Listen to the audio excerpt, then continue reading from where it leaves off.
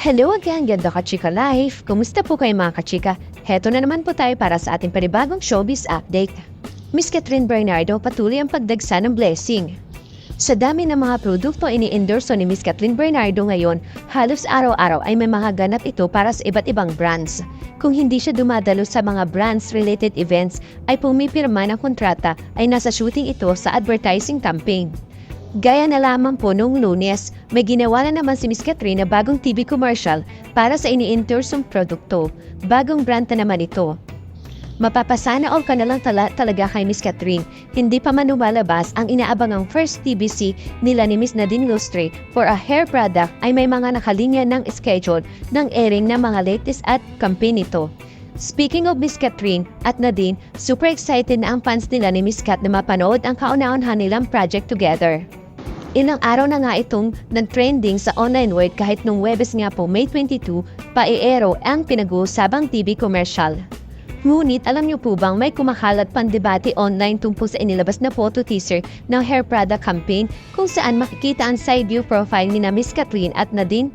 May natakang unang kukumpara kasi sa itsura ng dalawang actress. Sa tingin na marami ay mas natural daw ang beauty ng Asia superstar kaysa kay Miss Nadine. Nako, ang sa tingin ko lamang po dito dapat na pong tigil-tigilan na sana nila ang pag-iintriga sa dalawang actress kasi pareho po sila maganda at parehas po silang may talent. Marami nga pong nagsishift na after na sinasabi endorsement project ay makagawa na isang pelikula or serye ang dalawang reyna ng showbiz. Samantala, alam niyo po bang pinag-uusapan ngayon ng mga netizen itong si Miss Sofia Andres? Nagulat kasi sila sa pinost ni Miss Sofia na job opening sa IG story nito. Kakaiba kasi ang mga requirements na nahanap niya sa kanya magiging PA. Una niyang set of requirements, now hire a personal assistant who can read my mind, organize my calls, and remind me where I left my coffee, and my schedule. Sumunod nga daw po na requirements ni Miss Sofia, must be 10 steps ahead, stylish, sharp, and allergic to I forgot. Think that you slide into the inbox application open. Excuses close. Birong komento ng ilang netizens ay baka IA robot ang hanap ng female personality. Hindi naman maiwasan ng ilang netizen na ikumpara si Miss Sofia sa kapatid ni Donnie Pangilinan na si Ella Pangilinan na nag-post din ng job opening nito Martes May 20. Simply at malinaw kasi ang post nito, looking for an executive assistant, ideal best in the South, hehehe. Kaya eto ngayon, inaabangan po ng mga netizens sa kung sino ang maswerteng mapipili ni Miss Sofia na magiging personal assistant. Samantala, dumako naman po tayo sa iba nating showbiz update. Marami ang kinilig kina Miss KZ Dandian, 33 years old, at Mr. TJ Montero de, 35 years old, sa 3 nights concert ni TJ sa Sarili Nating Mundo. Bukod sa romantic duet nila na palagi, naging very open nga po si Mr. TJ sa pagmamahal niya kay Miss KZ na madalas niya mag-muse sa mga kantang sinusulat nito. Masaya nga po si Miss KZ na makita ang tagumpay ni Mr. TJ na ngayon lalo na mga na-sold out ang 3-night concerts ng huli sa Araneta Coliseum. Ayon nga po kay Miss KZ, noon pa man ay di na nawala ang tiwala at paghanga niya sa talento ni Mr. TJ. Oo naman Mare, than the talent, alam ko kung anong klaseng tao siya. Papuri nga pong sagot ni Miss KZ sa Mister. Simula pa lang may tiwala na talaga ako sa maabot niya kung ano ang naabot niya ngayon. I think important na you believe in your partner kasi dapat tulungan kayo.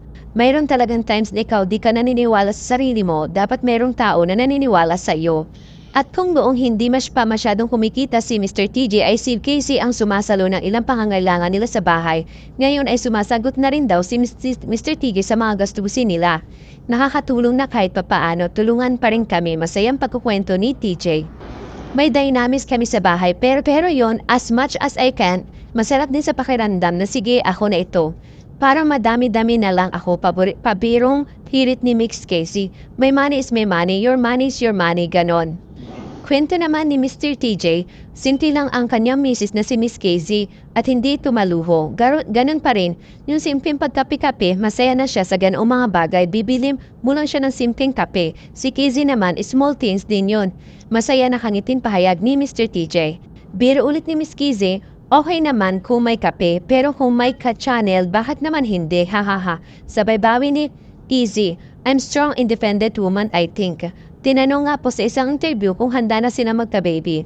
5 taon na silang kasal sa August 28. Sabi ni Casey, pag binigay naman po ng Panginoon yon, di namin natin pipigilan. But kung kami lang, parang ang dami kasing nangyayari ngayon. Sa kabilang banda, masaya ang mag-asawa na nagkakaroon sila ng trabaho na magkasama. Isa na rito ang fan-made ng Dunkin' Donuts na may titulong Dunkin's Present Never Been Sweeter TJ by Kizzy na gaganapin sa SM MOA Arena. Ito nga pong darating May 25, 2025. Sobrang happy kami ngayon. Syempre, maraming trabaho. Ang pinaka-special na part, super grateful kami na magkasama kami sa trabaho. Kaya kahit malayo, may tour, magkasama kami. Yun ang best part. First time namin magka-collaborate sa fans meet na ito. Pinaghahandaan din namin kung ano ang mga performance na gagawin namin lahat po ni Mr. TJ. Sabi ni Casey, very different kasi sa kami na artist as in total opposite. But I think because we also respect yung isa't isa as in artist, parang we always find our middle ground. Ano ba yung song? Ano ba yung ariglo? At magsishine ka at magsishine din ako. Yun ang formula namin. Pahayag po ni Miss Casey Tandingan. Thank you for watching. Kung nagustuhan niyo po ang video ito, subscribe na sa Starlight Showbiz YouTube channel and please don't forget